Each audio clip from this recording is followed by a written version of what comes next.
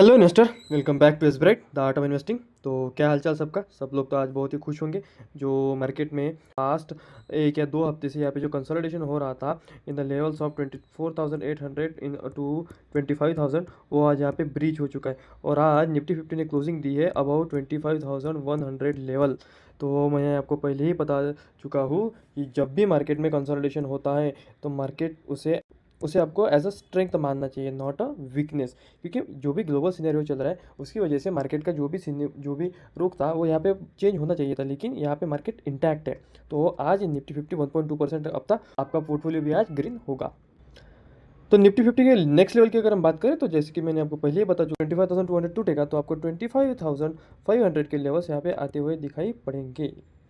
So I have discussed with you 2 days back because yesterday I couldn't able to post the video related to the market update। ठीक है, तो मैंने HDFC bank आपसे discuss किया था कि आपको HDFC बैंक पे नज़र रखनी चाहिए। तो now HDFC bank today was up 2%। ठीक है, तो जो भी मैं बताता हूँ वो यहाँ पे मतलब 100% एक्शन होता है, मतलब होता है। मार्केट में 100% कुछ भी नहीं होता। सो आप एटलीस्ट कह सकते हो कि 90 to 95% एक्यूरेसी रहती है हमारे वीडियोज़ की। पूरा वीडियो यहाँ पे देखना है। तो HDFC में आज यहाँ पे तेज़ी का कारण ये था कि जो भी HDFC फाइनेंशियल का जो भी IPO है वो यहाँ पे नॉक किया है। इसका जो भी डेट है वो आया है 25 to 27 जून के लिए ये ओपन होगा। और आई गेस 3 जुलाई को इसकी होगी लिस्टिंग।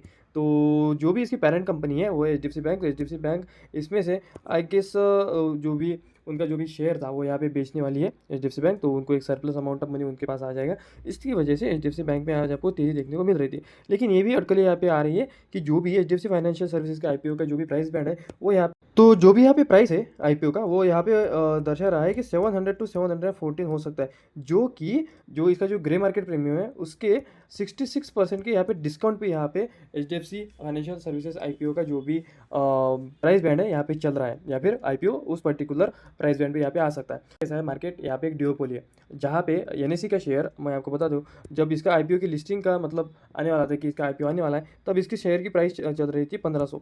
तो अभी इसके शेयर की पूरी प्राइस चल रही है 2200। ठीक है, तो यहाँ पे क्या हो रहा था, क्योंकि हमारे पास सिर्फ दो ही जो भी सिक्योरिटीज़ है या फिर दो ही अपने पास एक्सचेंजेस है, एक BSE और दूसरा आने वाला था NSE। तो इसके लेकर जो हाइप थी वो सबसे ज़्यादा थी। तो इसका जो भी प्राइस था 1500 से यहाँ पे पहुँच गया था 2200 के आसपास। मतलब ये हाइप के कारण ये जो प्राइस था यहाँ पे ऊपर गया। लेकिन यहाँ पे HDFC बैंक में यहाँ पे क्या हुआ है कि सब लोगों को पता है कि HDFC बैंक के फाइनेंशियल्स कैसे, तो सब लोग यहाँ पे HDFC बैंक को यहाँ पे सबसे ज़्यादा प्रायोरिटी दे रहे हैं rather than HDFC financial services के IPO को।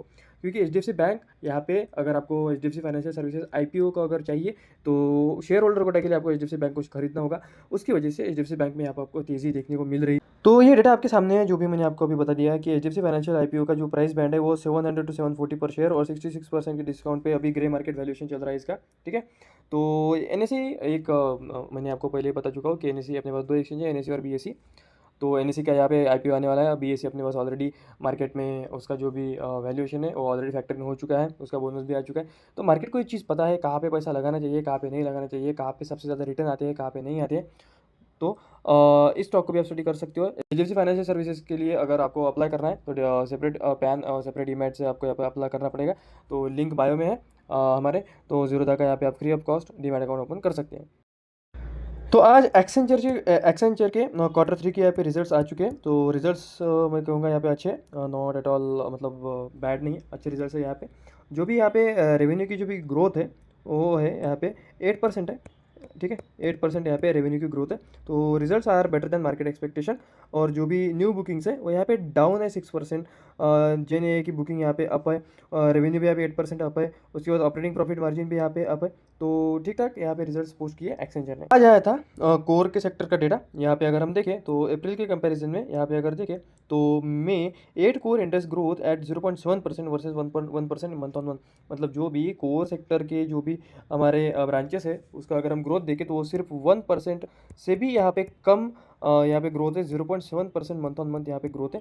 तो सबसे ज़्यादा ग्रोथ हमें यहाँ पे देखने को मिल रही है सीमेंट सेक्टर में, उसके बाद स्टील सेक्टर में, और अगर उसके बाद अगर हम देखें तो फर्टिलाइजर सेक्टर में। मतलब फर्टिलाइजर सेक्टर में तो यहाँ पे मतलब डी ग्रोथ है, लेकिन स्टील और सीमेंट सेक्टर में यहाँ पे सबसे ज़्यादा ग्रोथ हमें देखने को मिल रही है। क्योंकि इंफ्रास्ट्रक्चर के रिलेटेड ये जो भी ग्रोथ है ये है इंफ्रास्ट्रक्चर के रिलेटेड। तो इंफ्रास्ट्रक्चर के स्टॉक को आप स्टडी कर सकते हो। तो यहाँ पे एक और न्यूज़ थी बीएल को लेके। बीएल को आज 585 करोड़ का यहाँ पे ऑर्डर मिला है for the sighting communication missiles बनाने के लिए। तो बीएल पे भी आप नज़र रख सकते हैं, क्योंकि बीएल एक कंसोलिडेशन के बाद यहाँ पे अपमूव के लिए तैयारी कर रहा है एज़ पर द चार्ट। ठीक है, तो एफ ने आज फिर से यहाँ पे बाइंग की है। ठीक है, एफ ने आज बाइंग की और डी ने थोड़ी सी प्रॉफिट बुकिंग की है। ठीक है, तो प्रॉफिट को यहाँ पे घर लेके जा रहे हैं, क्योंकि डी को भी म्यूचुअल फंड वालों का वो पेट है और म्यूचुअल फंड के यहाँ पे रिटर्न दिखाने पड़ते हैं। तो एफ ने आज फिर से यहाँ पे बाइंग की है, डी ने यहाँ पे सेलिंग की है। तो ये थी मार्केट की कंप्लेन एनालिसिस। कमेंट करके बताना कैसी लगी। रील अगर अच्छी लगी तो फॉलो जरूर कर लेना।